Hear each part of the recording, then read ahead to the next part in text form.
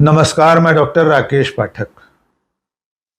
आज से 5 साल पहले पूरी दुनिया में एक महामारी ने दस्तक दी थी। उसका नाम था कोविड-19। इसके जरिए जब कोरोना फैला तो उसकी चपेट में भारत भी आया था। लेकिन इस बीमारी के साथ साथ हमारे देश में एक और महामारी फैलाई गई थी। उसका नाम था नफरत। और इसकी चपेट में खास तौर से जिन लोगों को घेरा गया था वे खास मजहब के लोग थे, वे मुसलमान थे। लेकिन आपको जानकर हैरानी होगी कि कोरोना महामारी के दौर में एक खास आयोजन के बहाने पूरे देश के मुसलमानों को निशाने पर रखने की कोशिशों को अब दिल्ली हाई कोर्ट ने सिरे से खारिज कर दिया है।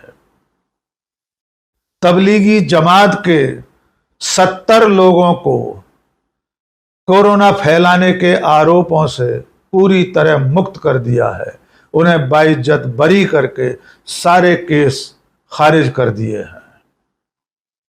आइए पहले इस फैसले के बारे में संक्षेप में जान लीजिए, फिर एक बार आपको अतीत में ले चलेंगे कि जब पूरी दुनिया कोरोना से लड़ रही थी, एक भयावह महामारी से जूझ रही थी, तब हमारे देश में नफरत की बीमारी भी साथ साथ फैलाई गई थी। खबर यह है कि हाईकोर्ट दिल्ली की न्यायमूर्ति नीना बंसल कृष्णा ने तबलीगी जमात से संबंधित 70 लोगों के खिलाफ 16 मुकदमों को खारिज कर दिया है। इन सभी आरोपियों को बाइज्जत बरी कर दिया गया है। हजारों पेज की चार्जशीट को खारिज करते हुए न्यायमूर्ति नीना बंसल कृष्णा ने कहा है कि इन सब लोगों के खिलाफ लगाए गए आरोप पूरी तरह बेबुनियाद हैं। अभियोजन पक्ष, दिल्ली की पुलिस, दिल्ली की सरकार अपने आरोपों को साबित नहीं कर सकी है। और इस तरह पिछले 5 साल से जिन 70 लोगों के माथे पर कोरोना बीमारी फैलाने का, साजिश रचने का और तमाम तरह का जो आरोप चस्पा था, उससे उन्हें मुक्ति मिल गई है।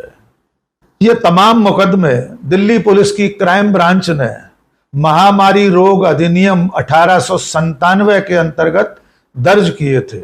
इसके साथ साथ इन सभी आरोपियों के खिलाफ आईपीसी की धारा 188, 269, 270, 120B और 271 के तहत मुकदमा दर्ज किया गया था। दर्जनों सुनवाइयों के बाद भी अभियोजन पक्ष अपने आरोपों को साबित नहीं कर सका। इसलिए दिल्ली हाई कोर्ट ने ये सारी चार्जशीट खारिज कर दी है, इन्हें डिसमिस कर दिया है और आरोपियों को बाइज्जत बरी कर दिया है। लेकिन आइए, ये मामला असल में क्या था, किस तरह ये मुकदमे दर्ज हुए थे, उसकी शुरुआत कैसे हुई थी, इस क्रोनोलॉजी को भी समझ लेते हैं। आप सबको याद होगा 2020 की शुरुआत में चीन से एक वायरस के जरिए फैली बीमारी का पता चला। बीमारी को नाम दिया गया कोरोना। उस वायरस का नामकरण हुआ कोविड-19।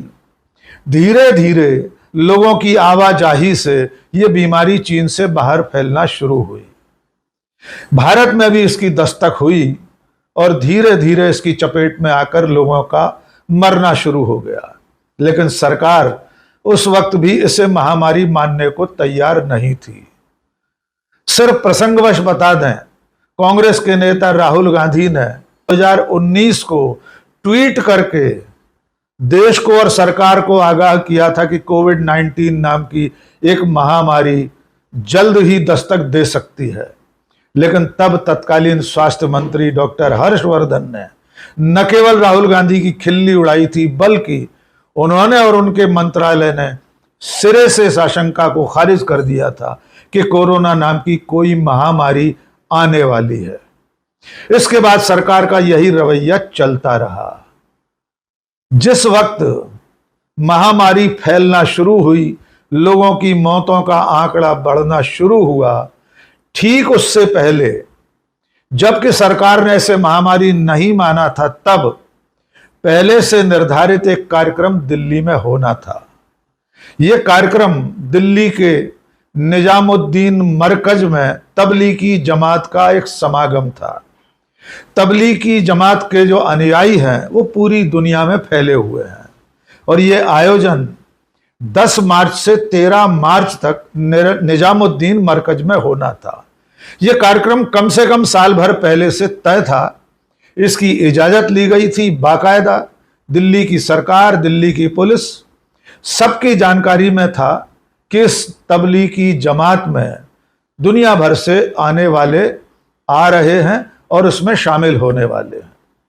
1000 से ज्यादा लोग मार्च के महीने में मरकज में जमा थे। तब तक सरकार ने कोरोना की महामारी के फैलने को स्वीकार भी नहीं किया था।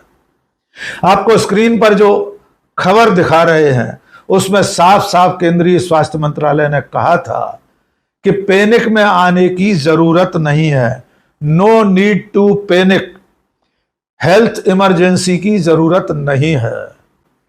यानी तबलीगी जमात के लोग बाकायदा नियमानुसार जब इकट्ठा हुए थे तब तक सरकार ने कोरोना महामारी को हेल्थ इमरजेंसी तक नहीं माना था। लेकिन उसके बाद प्रधानमंत्री नरेंद्र मोदी ने 21 दिन के देशव्यापी लॉकडाउन का ऐलान कर दिया। इसके बाद जैसे ही लॉकडाउन का ऐलान हुआ, पूरे देश में आवागमन के साधन भी ठहर गए। आवाजाही के लिए किसी तरह का कोई परिवहन उपलब्ध नहीं था। इस कारण जो तबलीगी जमात के लोग निजामुद्दीन मरकज में मौजूद थे वे वहीं के वहीं ठहर कर रह गए।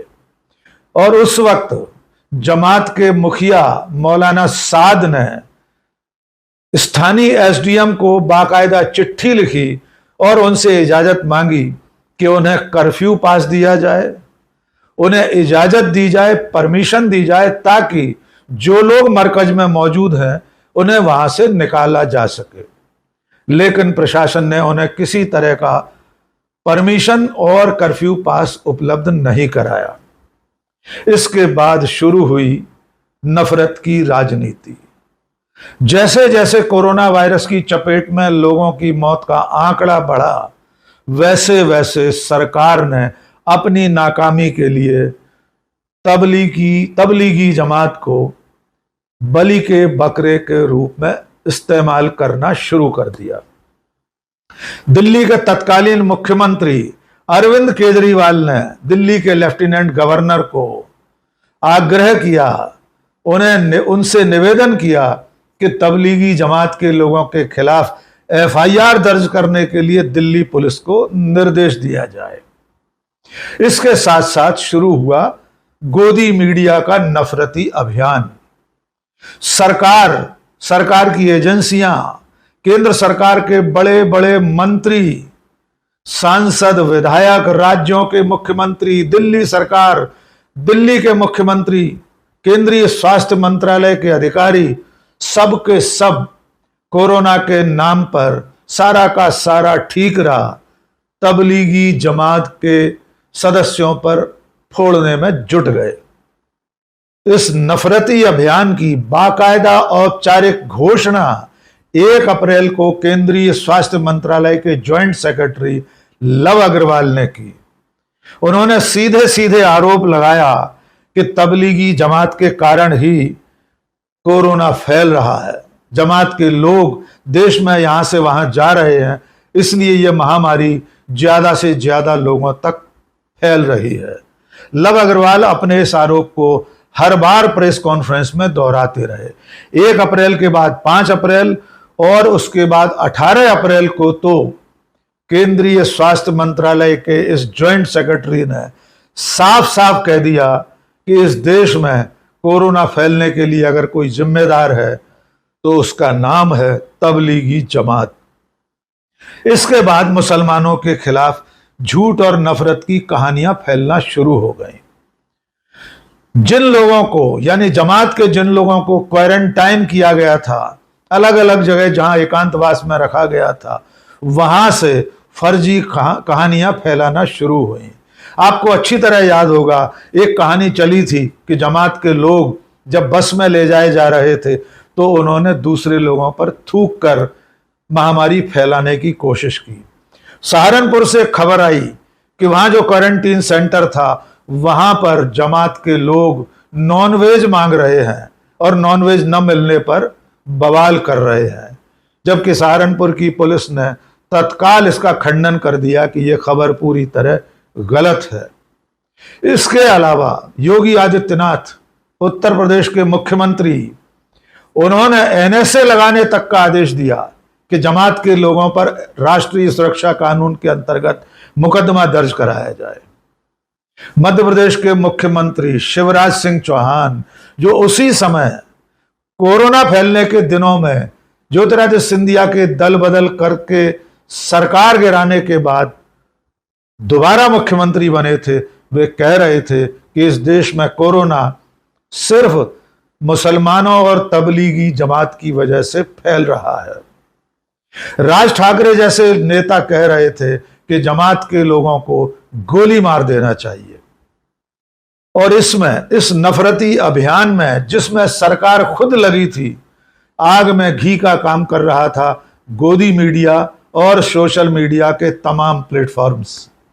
चूंकि पूरा देश उस वक्त लॉकडाउन में नजरबंद था, एक तरह से सिर्फ चैनल और सोशल मीडिया के हवाले से ही खबरों का आदान प्रदान चल रहा था। आपको अच्छी तरह याद होगा, उस वक्त कोरोना जिहाद नाम दे दिया गया था। तमाम गोदी मीडिया के चैनलों ने हर दिन ऐसे कार्यक्रम दिखाए थे कि कोरोना फैलाने के लिए मुसलमानों ने जिहाद छेड़ दिया है। और इसमें social media, WhatsApp, Facebook, Instagram, इन सारे माध्यमों ने भी बाकायदा हाथ बढ़ाकर, कंधे से कंधा मिलाकर आग भड़काने का काम किया था। पूरे देश में मुसलमानों के खिलाफ नफरत फैल रही थी और सरकार खुद इस काम में लगी थी। इसके बाद धीरे धीरे कोरोना खत्म हुआ, सामान्य स्थिति कायम हुई, लेकिन उस दौरान तबलीगी जमात के खिलाफ जो मुकदमे दर्ज हुए थे वे चलते रहे। दिल्ली सरकार, दिल्ली पुलिस, भारत सरकार, इन सब के इशारे पर जो मुकदमे दर्ज किए गए वे अंततः कानून की नजर में कहीं ठहर नहीं सके। और अब हाईकोर्ट दिल्ली की न्यायमूर्ति नीना बंसल कृष्णा ने 16 मुकदमों की चार्जशीट रद्द कर दी है। ये मुकदमे डिसमिस कर दिए गए हैं। इन मुकदमों में जिन 70 लोगों को आरोपी बनाया गया था उन सब को बाइज्जत बरी कर दिया गया है। लेकिन अब उससे भी बड़ा सवाल यह है कि जिन बेकसूर मुसलमानों के खिलाफ मुकदमे दर्ज किए गए, जिन्हें कोरोना जैसी महामारी फैलाने की तोहमत से बदनाम किया गया, जिनके 5 साल इस तरह के झूठे मुकदमों में बीते, उन्हें इसका हर्जाना किस तरह मिलेगा? जिन लोगों ने सरकार में बैठे नेताओं, मुख्यमंत्रियों, मंत्रियों, सांसद, विधायकों, सरकारी अधिकारियों और मीडिया चैनलों के संपादकों, पत्रकारों ने नफरत फैलाई थी, उन्हें इसकी सजा कब और कैसे मिलेगी?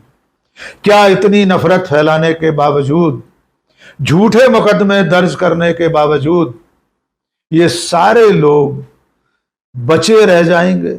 और चलते चलते एक बेहद दिलचस्प बात, आपको अच्छी तरह याद होगा कि जिस वक्त तबलीगी जमात को लेकर पूरे देश में नफरत फैलाई जा रही थी, उस वक्त सबसे बड़ा खलनायक जिसे बनाया गया था उनका नाम था मौलाना साद, तबलीगी जमात के मुखिया। उस वक्त उनके खिलाफ अभियान चलाया गया, उनके खिलाफ मुकदमा दर्ज कराया गया। उनकी तलाश में सोशल मीडिया से लेकर मुख्य धारा के चैनलों ने प्रोग्राम बनाए, डिबेट की गई कि मौलाना साद कहाँ हैं।